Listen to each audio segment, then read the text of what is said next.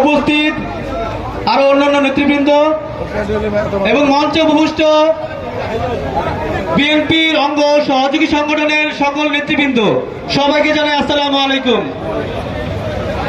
আমি শ্রদ্ধা ভরে স্মরণ করছি সেই নেতা, মহান নেতা, বহুদলীয় গণতন্ত্রের প্রবক্তা শহীদ রাষ্ট্রপতি জিয়াউর রহমান, যার হাত ধরে 1971-এ আমরা পেয়েছি স্বাধীনতা।